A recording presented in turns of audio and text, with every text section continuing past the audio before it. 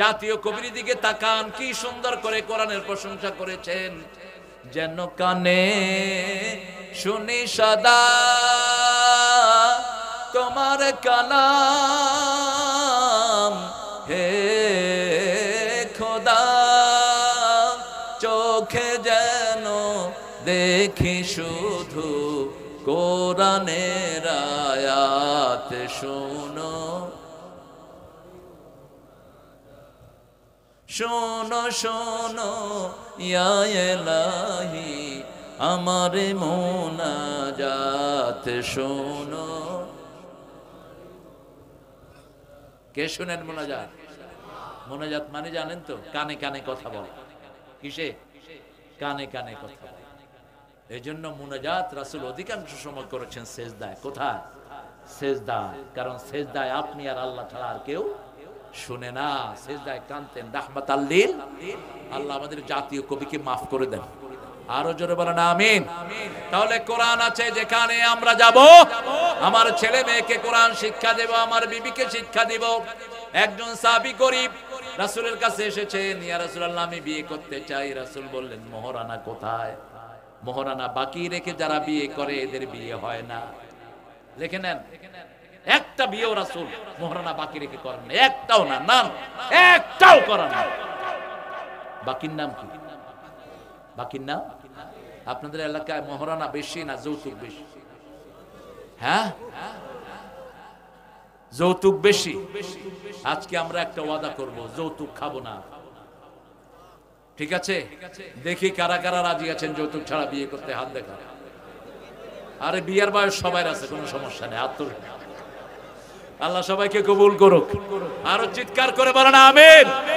যৌতুক খেয়েছো তো মরেছো, তুমিও শেষ, তোমার পরিবারও। ওই মেয়েটাকে বাঁচিয়ে দিবেন কে? ওই মেয়ে মাফ না করলে তোমাকে আল্লাহ মাফ করবে। রহমত যারা চায় তারা কোরআন অনুযায়ী চলবে। আল্লাহ রাব্বুল আলামিন সূরা নিসার 2 নম্বর আয়াত বলছেন, 3 নম্বর আয়াতের ভিতরে বলছেন ওয়াতুন নিসা আসাদুকাতিহিন্না নিহলা। বিবাহের সময় সন্তুষ্ট চিত্তে বিবিকে মোহরান আদায় করে দাও। মোহরানা হলো রহমত আর যৌতুক হলো গজব। ঠিক তবে ঠিক? যৌতুক আসছে হিন্দু ধর্ম থেকে। মুসলমানের সাথে যৌতুকের কোনো সম্পর্ক?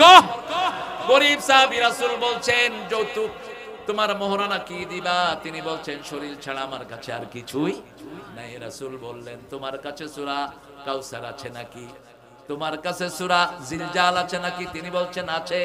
সূরা কাফিরুন আছে নাকি? আছে। সূরা নসর আছে নাকি? আছে। রাসূল বললেন যাও বিয়ে করো। বিয়ে করতে তোমার আর কোনো অসুবিধা নাই। তার মোহরানা হলো বিবিকে কি শিক্ষা দিবে? কোরআন শিক্ষা দিবে। কোরআন শিক্ষা দেওয়াটা সহজ না কঠিন?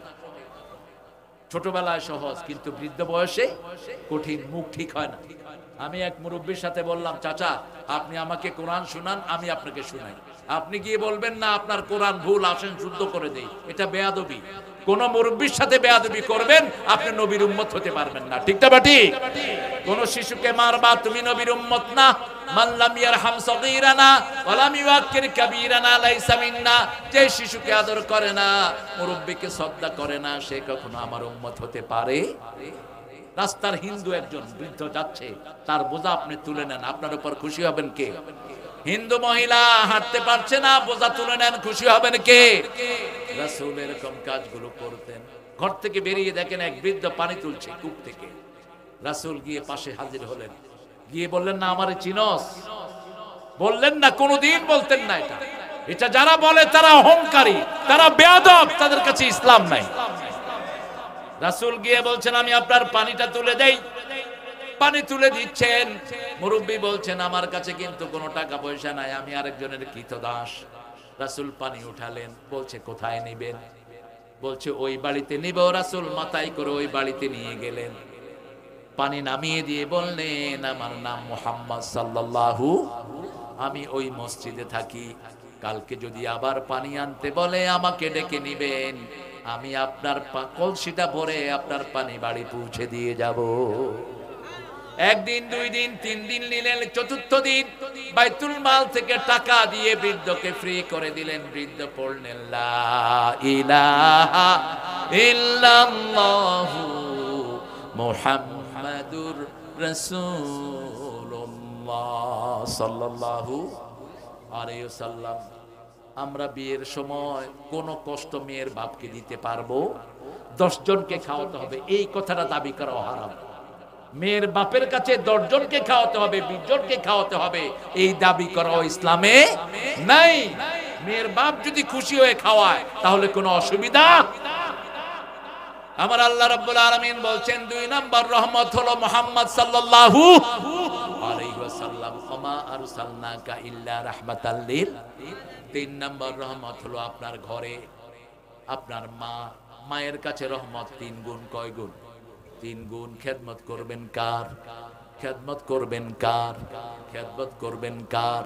সূরা লোকমানে আল্লাহ মায়ের ঘটনা বলছেন, ওয়া ওয়াসাইনাল ইনসানা বিওয়ালিদাইহি হামালাতুহু উম্মুহু ওয়াহানান আলা ওয়াহান ওয়া ফিসালুহু ফি আমাইন আনিশকুরুনি ওয়া লিওয়ালিদাইক ওয়া ইলাইয়াল মাসির।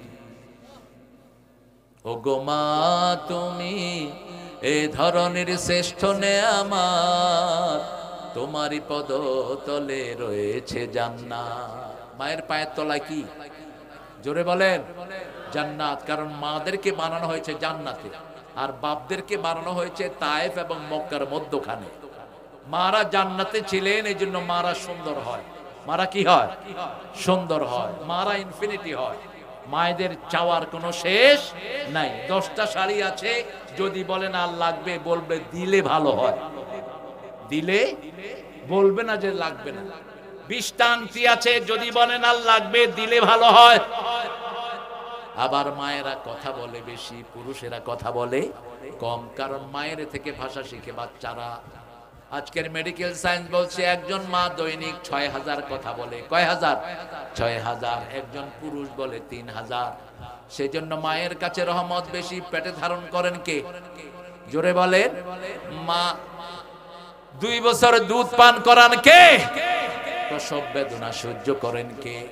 এই জন্য 3 গুণ মায়ের খেদমত করবেন। এখন তো অনেক ছেলে মাকে নদীতে ফেলে দিচ্ছে, দেখছেন কিনা আপনারা? মা বিছনায় পেশাব করেছে, বৃদ্ধা মা, মাকে নিয়ে নদীতে ফেলে দিয়েছে। আপনাদের এখানে কোন ছেলে যদি এই কাজ করে, ওই যে চেয়ারম্যানরা আপনারা রাখছেন, চেয়ারম্যান সাহেবকে বলে দিবেন যে ওকে পিটায় জেলখানায় ঢুকিয়ে দেয়।